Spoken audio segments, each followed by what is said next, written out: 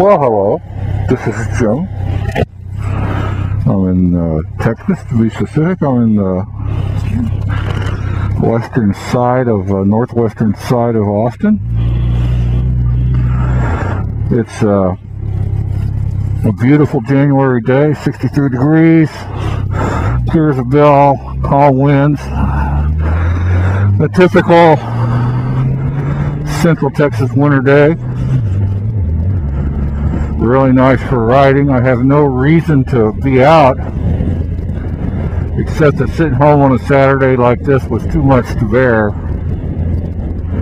So I'm out riding. I thought I'd ride up to a little historic place we have here, sort of. It's coming around the corner now.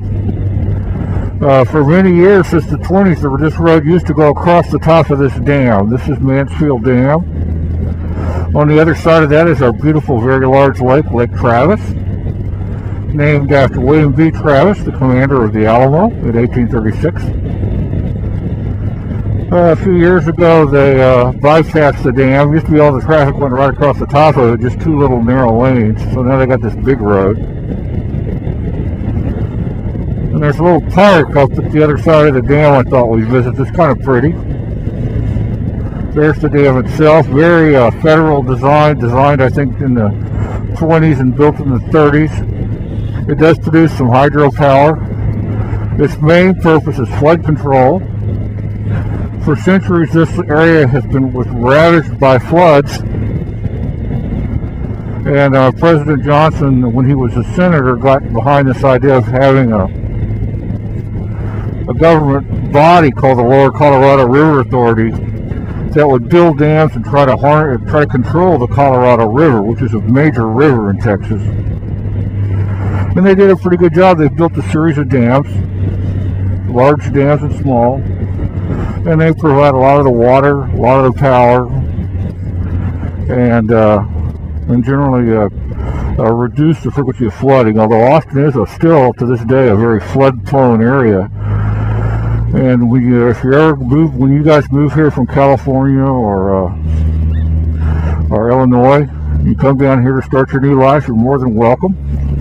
If the realtor takes you to look at houses on a nice day like this, try to imagine what it'd be like when it is absolutely pouring rain and you can't see your hand in front of your face, because we do get that from time to time, especially in the spring.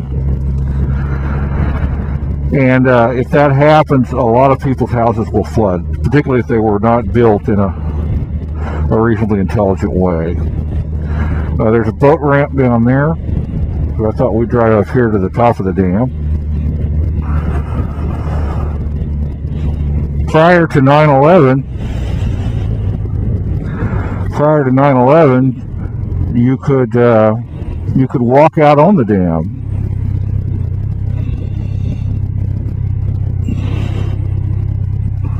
Prior to 9/11, there's the dam. Now they put these fancy metal gates are new, but shortly after 9/11, they fenced off the dam so you could no longer walk around up and down it. It's a beautiful place. Big parking area here. If you were a high school student in Austin and you had a friend you wanted to get closer to and get to know more intimately, this would be a good place to do it. You know, my generation had drive-in movies, but those are pretty much all gone now. There's the dam down there. It's not, I don't think, letting much water through right now. The thing really dried out. Get some good U-turn practice here. Lord knows I need it, because I'm still not as confident as I should be on this bike and low-speed maneuvering. Really nice pavement here. Here's the gate to the road that used to be. This was the main road to get around Austin. Austin's off over there. Fairly upscale neighborhoods off that way, and there's the causeway we just came across. I just been driving around Lake Travis a little bit, looking at the big expensive houses here. For those of you from Austin, I'm right near the Oasis restaurant. I think that's it. Right up there. Yeah.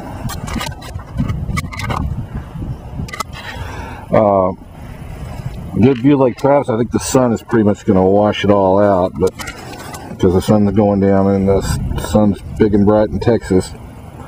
But there's our beautiful lake. It's very interesting, the housing neighborhoods here. Lots of big multi-million-dollar houses. These houses are probably, I think Californians would be shocked at the prices of these houses, because I mean, these are million-dollar houses, but they're not $5, $10, $15 million houses. A lot of them are $500,000 houses. The ones with the really spectacular views like that one would be probably about $1 million. But you're looking at that, you're looking at probably a 3,500 square foot house with a gorgeous lake view. Whereas $1 million, there's condos in California that went for $1 million. So housing prices are very reasonable here in Austin. Anyway, it's just such a lovely day.